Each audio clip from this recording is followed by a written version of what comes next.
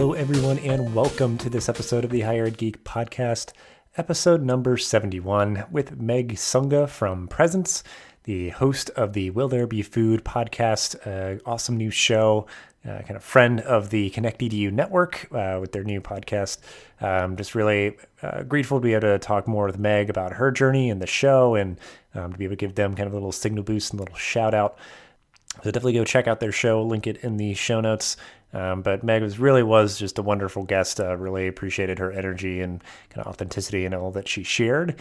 And a couple of cool things that you can go check out that she mentioned in the episode that are grabbing her attention. But yeah, really go check out the Will There Be Food podcast. I've checked out a few episodes myself. It is a great new piece of content into the higher ed and student affairs world. So they're really doing great stuff, and excited to see how that kind of grows and what other topics they explore in the future. But without further ado, this is episode number 71 with Meg Sunga. Well, thank you so much, Meg, for taking some time out here to jump on for my show. I know you just launched, as of the recording of this podcast, your own podcast. So I always love talking to other higher ed podcasters, but just excited to learn more about your journey and your story and all the stuff that you're geeking out about. So we will start out as we always do. If you just want to intro yourself and just give kind of like a brief overview of your professional journey and how you got to be where you are today. Sure. Well, thank you so much for letting me be on the show. It's exciting. This is my first in podcast interview, the flip side, right? Right. Yeah. So, this is a nice turn of events. But yeah, a little bit about me. I'm Meg Sunga. Hello. I'm the digital education creator for Presence. So what that is just a really fancy title for I create all of our webinars, ebooks, and different educational content for the company, but then also get to host the really cool podcast, Will There Be Food? And so I didn't even know that was going to happen when they brought me on to this position. So that was really exciting. And so I'm this weird like amalgam of student affairs professional, but not, question mark. Mm-hmm. But as far as my professional journey goes, so a little bit about me, I am from Kansas City / Houston. So that Midwest area is where I'm from.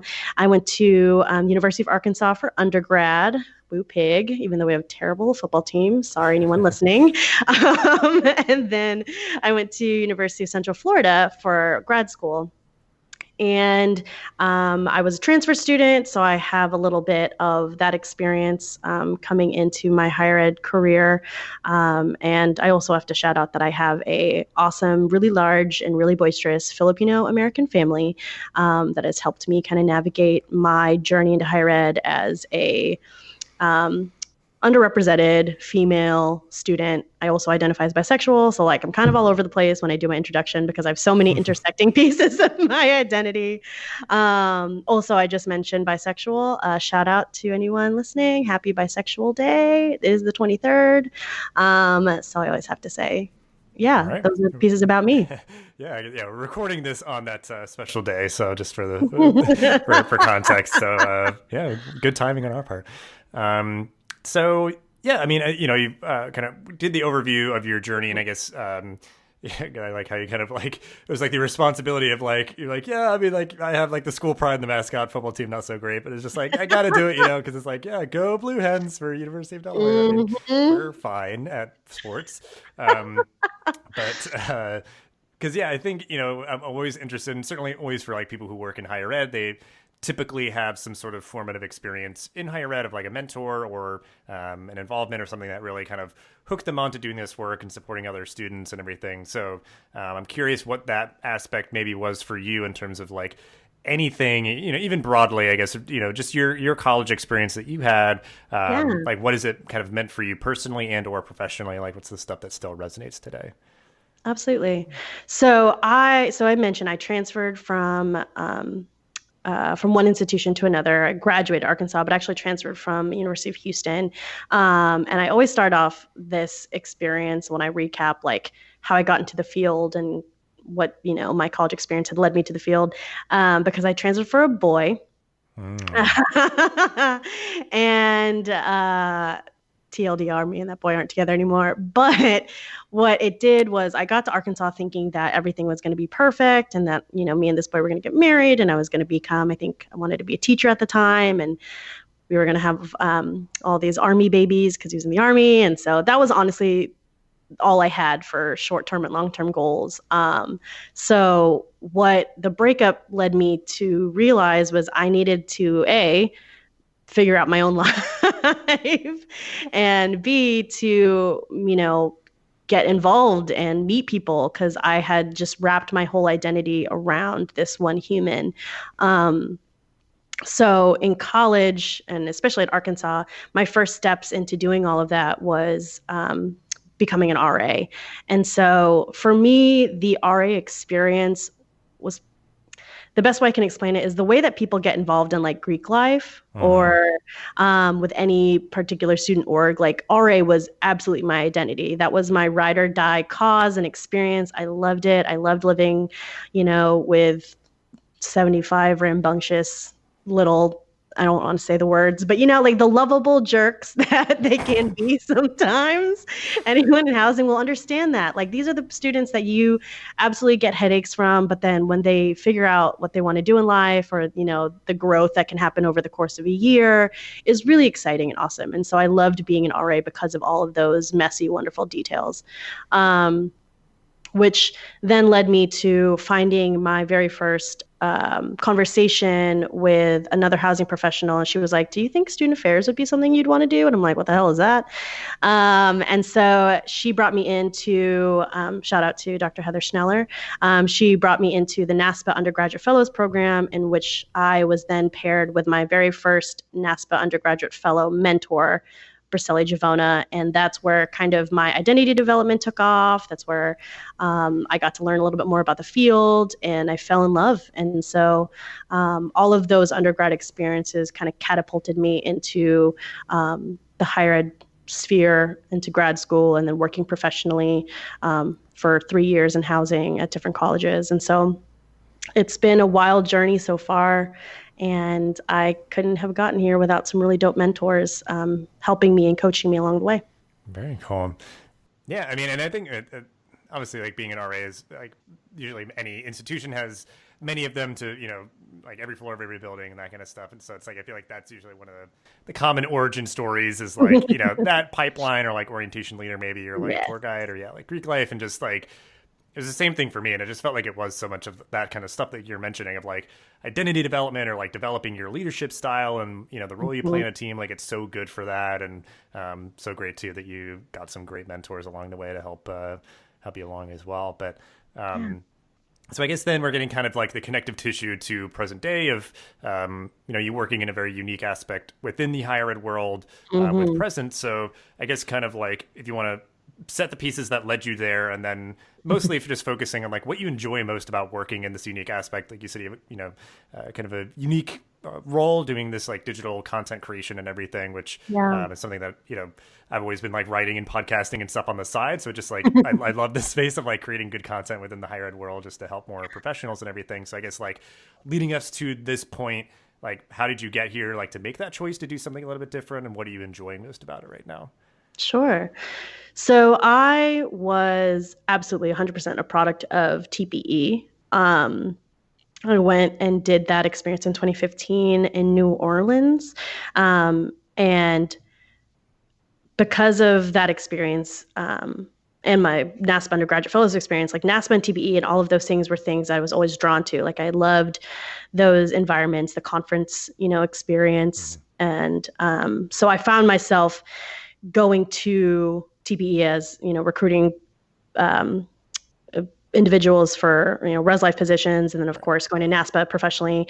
And so every year I would just go to those two things, and never in my wildest dreams would I've ever thought that I would have found a job outside of higher ed at NASPA or TPE. So I thought that was really interesting. So I'd worked as a residence life coordinator for 3 years, and it was both as emotionally rewarding as it was emotionally draining, as many people know. And I knew that my 4th year was going to look a little bit different. I knew that I didn't want to be in higher ed or specifically in housing in my fourth year. So I was looking at different offices, multicultural or even orientation, and trying to figure out where I could see myself. But it was hard for me to feel comfortable in any of those things. And I also didn't know how far I wanted to go up in the higher ed hierarchy, because as we know, the higher you go, we lose touch oftentimes with our student facing interactions. And I was still at a point in my career where I still enjoyed that. I just didn't necessarily want that in housing. And so I was just struggling with what do I want to do? And so I find it always funny when students would make their way into my office and be like, Meg, I don't know. I don't know what I want to do with my life. And I'm like, yo, neither do I. I still don't know. I'm the worst person to ask these questions to. But it was in 2017, I think, was NASPA Philadelphia. And I remember going. I wasn't able to go to TPE, but I had met with some folks who were still there, and they were telling me about different open positions. And I was honestly there just to connect with folks and network and, go to sessions, nothing crazy. And I was running around the first day trying to get to open session, first speaker. And I ran into the presence crew all in their purple shirts, handing out tickets for something. And I remember one of my friends from grad school actually worked at Presence at the time. She still works here. And I was looking for her. I was like, oh, is Alex there? And they were like, oh, no, she doesn't come in until tomorrow. Who are you? And I'm like, oh, I'm Meg Sunga, but I got to go because I need to meet up with other people. And they had given me, I guess, a ticket to sit close to the front. Ironically, I didn't use that ticket. And sorry, Presence. And I don't know. I guess that was their first impression of me is oh, hey, there's this girl that is a little crazy and running around. And I didn't think anything of it. I was like, all right, cool. They're just some cool people, probably vendors who are going to ask me to buy something later, whatever. And then I was in the exhibit hall the next day or so, and I finally got to catch up with my friend, and I was grabbing a cup of coffee, and there was two of the Presence people hanging out. And they basically saw me, was just kind of chatting up, no big deal, small talk. But a woman had come up to ask them about their company. And I had mentioned, oh, yeah, we actually have Presence on our campus, or we just had brought them on. And they basically turned to me, like, oh, she can tell you more about all of your questions. And I had to basically dry pitch our entire product and what we do without any prior knowledge of what I was going to say. And I guess they liked it so much that they reached out after NASPA via LinkedIn and was like, hey, if you want to come down and learn more about what we do, come through. So it's just a long story to say that you never know what can happen. You never know what people are going to find you and where. And I honestly took this opportunity to work for this ed tech company because I didn't know what I wanted to do next. I was willing to do anything. And then because I took that risk, I was able to, be here for a year, learn more about the company, learn more about, how we affect higher ed. And then this opportunity to create educational content came up, which was honestly, it felt like they made this role for me. And yet nice. Serendipitously, I was looking at the job description. I was like, I do that. Oh shit, I do all of that too. What? That's so crazy. And so it wasn't until a former colleague that I worked with at Augusta University of mine, she had messaged me on Facebook and was like, did you see this job posting at your job? You should apply for it. So I thought that was funny that other people were seeing that and passing those things along to me. So that's how I got to where I am. And essentially now I just get to do what I've always done. I've always done conference presentations. I've always, put together trainings and webinars, and now I get to be paid full time for that. And that's kind of surreal. So yeah, I don't know if I answered your question. I ramble. I'm so sorry. No. I mean, it's definitely all helpful context because I think, I've started to talk to people that way of just now I've been working within sort of this higher ed tech world for over 3 years and just meeting a lot of people in different organizations and just really trying to because I think, a lot of the companies will work together because I know a lot of them will use there's like tutoring stuff that is out there in terms of like Mm-hmm. platforms or like learning management systems. So it's like, like sometimes this is all, certain companies are like built as like a, sort of like Voltron of like all these other things or whatever. So it's like, yeah, you probably like know somebody that like came from another place, or you use their tool, or like, Yeah. I've been writing for Presence. So I've like known you all and seen this journey that you all have been on and continue to be on in terms of like just more campus partners and everything. But Yeah. just like not like that instance for you, like you were just kind of maybe like right place, right time, or just like genuinely just meeting people and just be like existing in spaces sort of thing. Like you weren't, being like, oh, I'm just gonna like, linger here in their booth and just hopefully I could like show them how great I am at like talking about that thing, or whatever. Like, because I think obviously nobody would do it that to that extent, but like I think if people can kind of see how shallow like sort of your intent is, sort of thing, it's like that Mm-hmm. can kind of work against you, and maybe it works out for some people. But I Sure. think just genuinely building relationships before you need them, kind of thing, and like networking before you need it, and that kind of philosophy has tended to work out well for me, and just kind of put good energy out Mm-hmm. there. And you just don't know what might happen and what role you might be looking for, or something like it's made like you saw like where it's just like, wow, I mean, this just seems to be like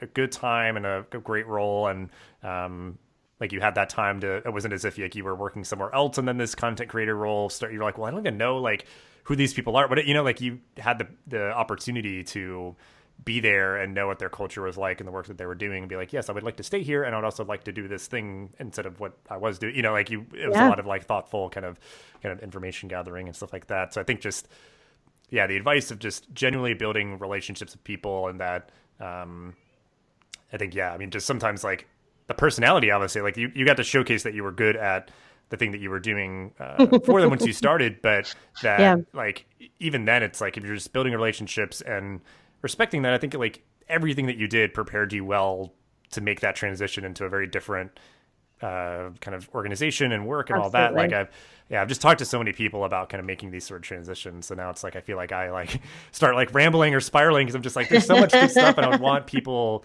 to just know that there's so many more opportunities out there, and just know what they Yeah. are and how to find them, and that people's skill sets from like a master's program or working on a campus can be valuable in a lot of different ways. And just to be more, more considerate of that. But Absolutely.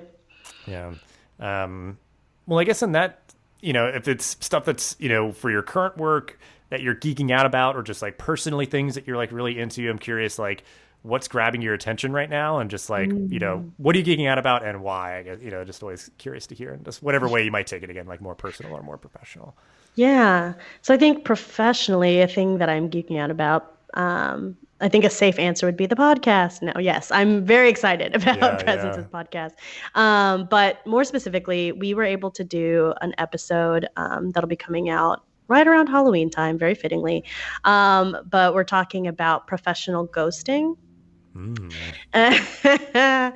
And my friend and colleague that I brought onto the episode, Carrie Hawes, she and I worked together at Virginia Commonwealth University my first year as a professional. So that was, oh my God, like 2015 maybe, so a long time ago. But she is working in career services, or had worked in career services. And I brought her on to talk about what professional ghosting looks like in higher ed. It's essentially any time you've applied for a job and haven't heard back, and right. then get magically like an email a year and a half later of like, hey, we're still looking, or would you still be interested? And it's such an interesting phenomenon, because it is something that I always see someone post about on either like the Student Affairs job page, or even like the Expatriates of Student Affairs Facebook page. And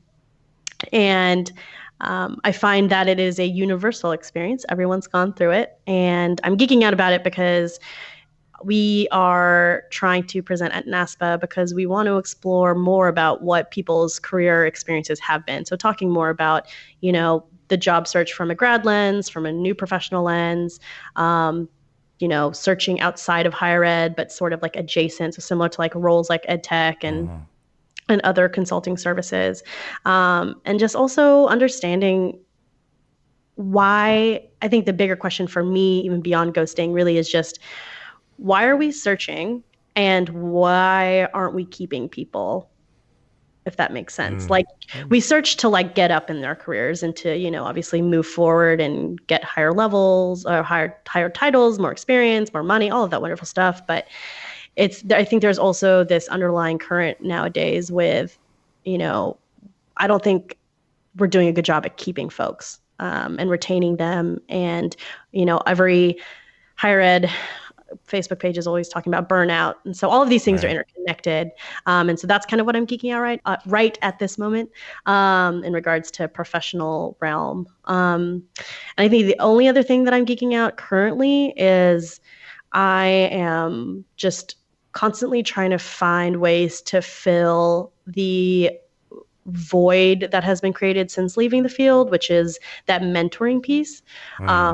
Because I honestly think that's the biggest reason why people will stay is like, I love our students. I love the day-to-day interactions. I love the mentoring. I love the professional development, the growth and personal growth and all of that. And so what I've found is I've found ways to supplement that. And I tell people that it's absolutely 100% doable. I am a big brother, big sister. I'm a big sister for a 14-year-old here in St. Petersburg. And we've been matched for about a year now. And she is so close to what my conversations were like with my freshmen that I lived with, which is really exciting. And, to be able to talk to her about real things and to also joke with her and see her and challenge her is really exciting. And so I tell people all the time, I'm like, just because you're no longer surrounded by students doesn't mean you can't have meaningful relationships with them.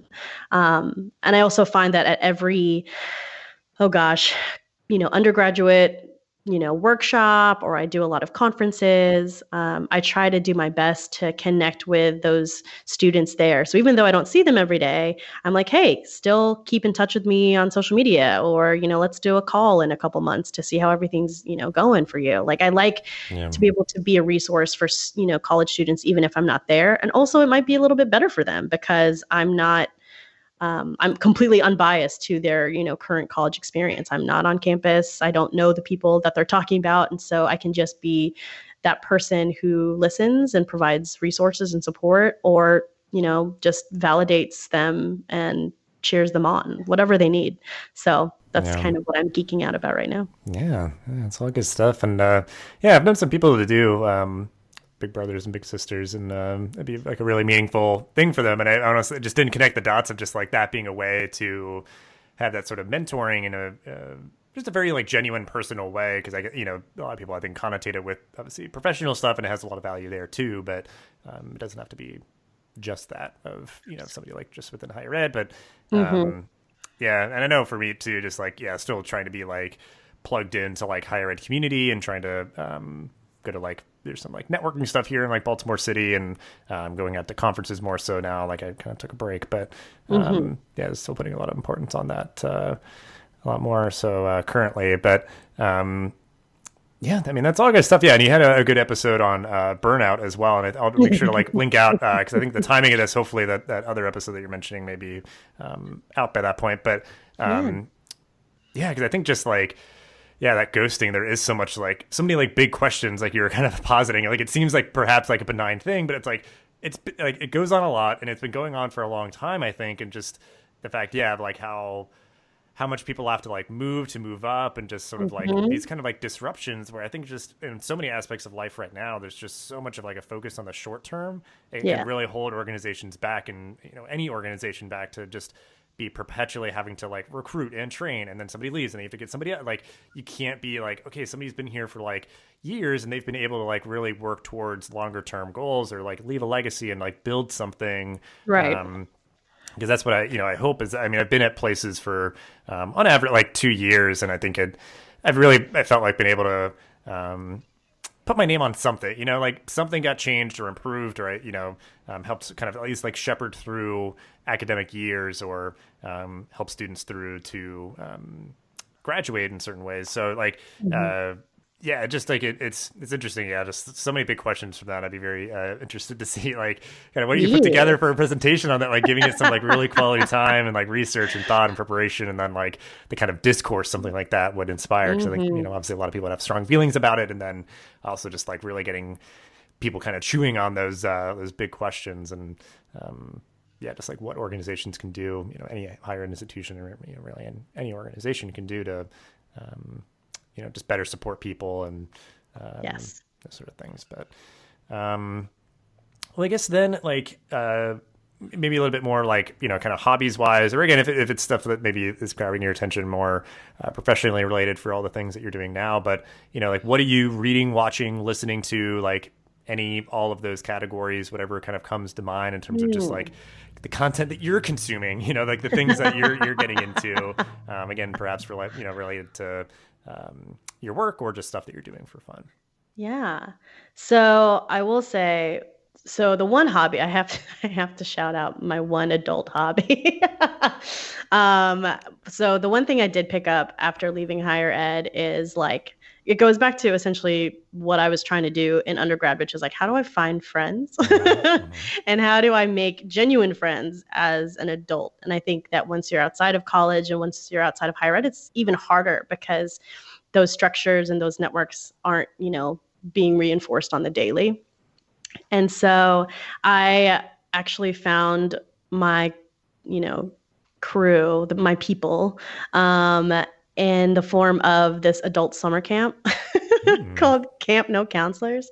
And it's basically what I think all higher ed people should do someday. Is it's all of the orientation icebreakers, it's all of our housing get to know yous, but like with a bunch of adults and in a stress-free environment, which is really cool. And what I love about it is beyond that, these people that I've met through that experience have been the friends that I've been able to have for the last couple of years. And that's really exciting because then they're completely outside of my higher ed network. They all have different jobs in different industries and are all, lots of entrepreneurs and creators and just different variety of folks that I don't think I would have ever have interacted in my life.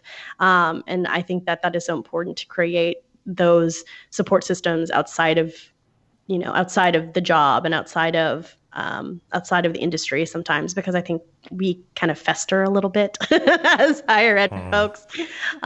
So you need to take a break. And so I was able to do that for myself. So that's one of my hobbies is I go to an adult summer camp, which sounds so lame, but is also really great. And I guess, what am I listening to? What am I reading? Yeah.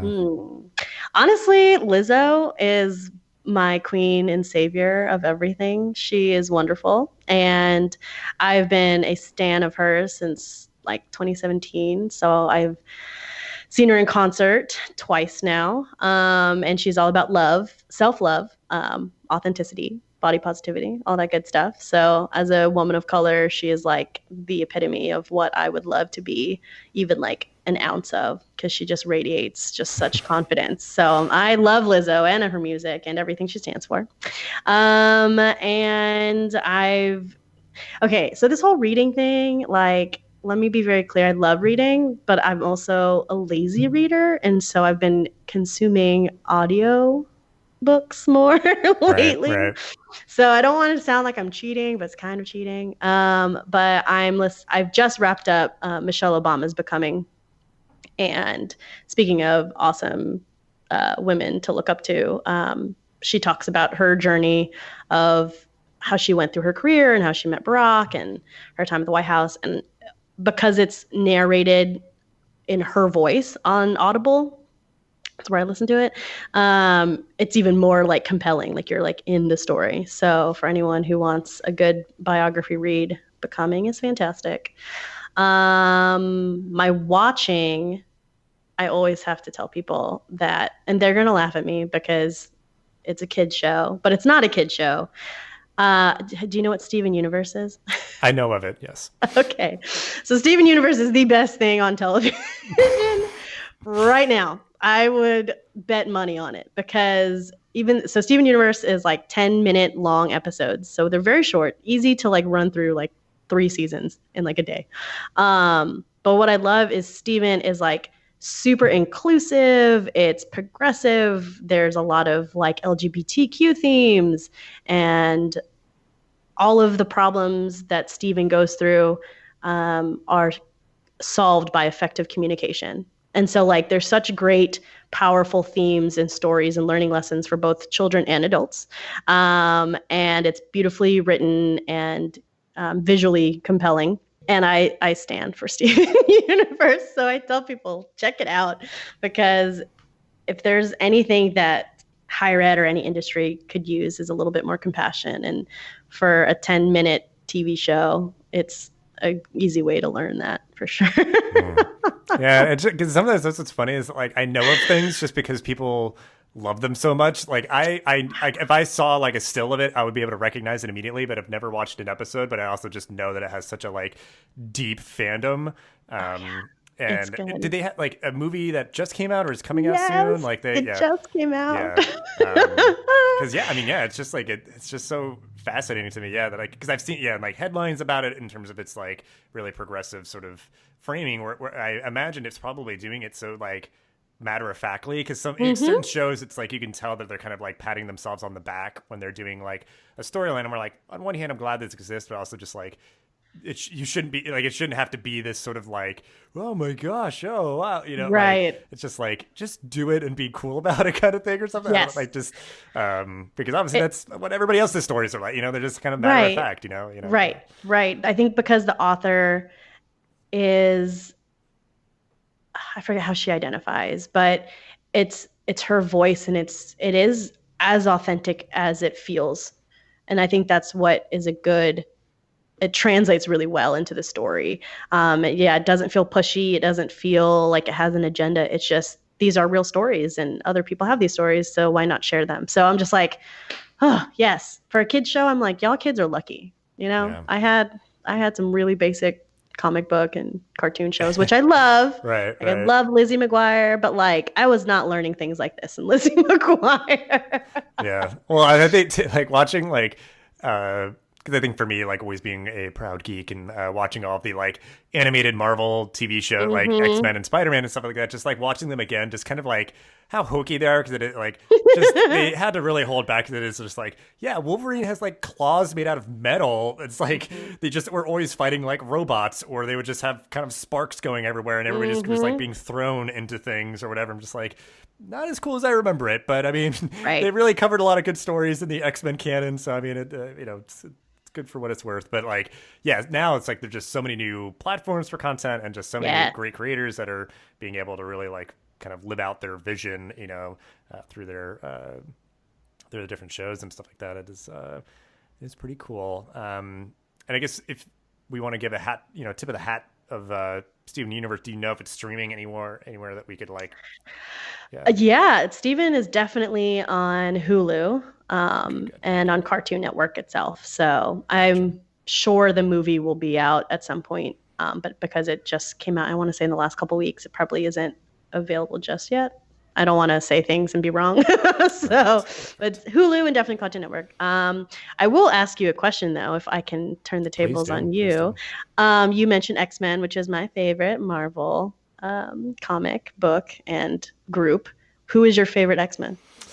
Always been a Cyclops guy myself, because I think I always err on like kind of the Boy Scouts, like good guy kind of characters.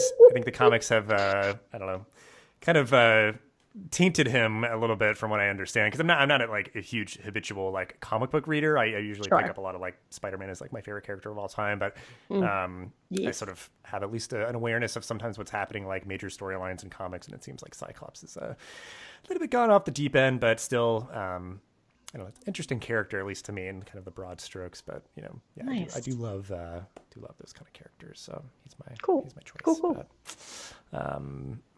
Which I feel like I would want to, and it's sometimes I like reading stories once they've like done the whole like trade paperback. Like I just want like just give me the whole thing so I can like sit down and just like blow through like whatever major arc is going on. So it's like certain ones always like grab my attention. I'll be like, yeah, all right, give me that whole like big book and I'll read it. I don't want to wait for it. I just want it now. Yeah. I guess it's just like I've now been spoiled, which like this is going way off kind of a tangent, but just like now being spoiled with sort of like the streaming model of just like dumping a whole season and you can just kind of watch it at your own pace. Cause I think that's the same thing. If you got like a whole book, it's like, yeah, I'm going to like read this whole story at my own pace versus like you have to like, it's almost as if like you were getting a book, you know, like comic books, you know, they release week to week. It's like, if they like, oh, just give you one chapter of a book and then you get the next chapter. And it's like, I ideally like, cause right now I'm watching Star Trek Discovery and they do release it week to week, but I'm watching it just like at my own pace because the season is done. But like as it's quote unquote airing on streaming platform, they release it week to week, which it seems like the pendulum is swinging back that way because I think Disney Plus is going to do some shows that way and Netflix might start doing it. And they have, I guess, done it with some, and Hulu usually does it for their show. Like, I don't know, it's interesting. And I think some people do like, it's like, oh, I like watching like week to week because then you can like process with people or do whatever, you know. Yes. Both has their value, but. Great. Well, yeah, I mean, we'll link out to some of that stuff. It's just me like geeking out because it's like I take entertainment very seriously. I say that all the time on the show, but because yeah, it's just like I one last thing, I guess, just appreciating for sure that like because yeah, it's like you could just probably watch that cartoon and just be like, yeah, Steven Universe is like it's fun and whatever, but like appreciating and emphasizing and celebrating like how much more and like how like. I think like good entertainment is that like it has a lot of meaning baked in and yeah, it's not heavy handed or it doesn't feel pushy or whatever, but it's just like, even if it's like silly stuff. Cause like, for me, like Community is this show like that I feel like was just so creative with like how it was just developed and run and produced and everything. And like, because I know they're the same people that do like Rick and Morty, which are also just like it's that to like an insane degree of just like they just are doing very weird creative stuff with that show. But like I don't know, but it's also just like I don't know, very self-aware and kind of just like I don't know, breaks down so just like these storytelling things. Cause that's the other thing is just like you saying that like, yeah, and they solve problems with effective communication. Cause like that is usually like, I'm sure people probably like shout at their TV screens or whatever. Where it's just like these characters would have problems if they just talk to each other. They're always like lying or keeping secrets or like being like moody and mysterious and just being like, you wouldn't understand. And it's just like, you just talk to them. I'm sure they would help you. And it's not going to be like this whole problem. Absolutely. Yeah, that's so funny. Well, yeah, so we will wrap up here on the optimistic note that I always like to end on. What is something or what are some things? So if it's one or multiple things you are looking forward to in your job, life, and or the world. Oh my gosh. I'm going to break it up. I will say one thing. I'll try to be concise as possible. One thing I'm super excited for is I'm turning 30 this year. And the big 30 is a big deal for me because as someone who like loves celebrating birthdays, like this is a big one. Like this is a whole new decade in your life. So I am doing, and people are going to laugh because this is definitely on brand. I'm doing a Lizzo themed brunch called Meg's Bottomless Mimosa Party, in which everyone has to wear fun bottoms to my brunch. And so that could be like shorts or skirts or, you know, like anything, any costumes at all. Because Lizzo is always seen in like bodysuits. And so I want to embrace body positivity at my birthday. And we'll see how many friends are actually willing to dress up for that. So it's also a test to all of my friendships and see how ride or die they are with that. So that is one thing I'm looking forward to. That's in November. I'm also looking forward to seeing in my entire family for the first time in a very long time. That means, like I mentioned earlier, I have a really big Filipino family. So like cousins, aunts and uncles, my own parents, my siblings, people from all over the country, maybe from the Philippines are coming into town. My aunt and uncle are having their 50th wedding anniversary here in Florida. So excited to have kind of a family reunion. And last but not least, I'm really excited for NASPA 2020 in my home state of Texas because it'll be my first NASPA as this podcast host for Will There Be Food. So it'll be exciting to have some specific Will There Be Food conversations. We're trying to plan some really cool things for that conference. Hopefully maybe do some live interviews. I don't know. But also the fact that I get to show all of my Presence coworkers what Texas barbecue really means. And I get to be super pretentious and proud that my barbecue is better than what they think their barbecue is. So most importantly, I get to share all of my favorite food spots with my coworkers. So I'm excited. Yeah, those are my 3 things. A lot of good things. And I turned 30 earlier this year. Congrats. Yeah, not so bad on the other side. I don't know. It's so weird, like thinking back, like when you're like a teenager or something, just like, oh my God, 30 years old or whatever. But just like, right. Yeah, it does not feel that much different. But yeah, that sounds, just the idea of just like seeing when people show up and be like, all right, I mean, I'll take it, in terms of just like, they go to these like pants and you're like, yeah, all right, man, fine. Or just be like, no, it's not good enough. Not good enough. You got to take your pants off. No, no, that's all good stuff, and I'm hoping to also potentially go to that NASPA. It'd be the first NASPA for me ever, so I'd be very interested to see if I can make that one work. But because I've just generally gotten the itch to like get back out to those, and I feel like that would be an awesome one to go to. So let me know, and I'll take you A, to a good barbecue spot, and B, make sure you get all of the good vendor stuff, because there's a key to free stuff. Right, just like the master showing, Awesome. Well, thank you so much for being a wonderful guest and sharing all that you did. And we'll have ways to connect with you and the podcast and everything that you mentioned down in the show notes. But just thank you for your time. And it was really great talking to you. Thanks, Dustin. I appreciated talking to you. This podcast is part of the ConnectEDU Podcast Network, bringing together diverse voices in the higher ed community. Check us out on Twitter at ConnectEDUPod or at connectedu.network. Thanks for listening to this episode of the podcast. Make sure to rate, review, and subscribe so you never miss an episode. Thanks again for listening, and we'll see you in the next episode of the Higher Ed Geek Podcast.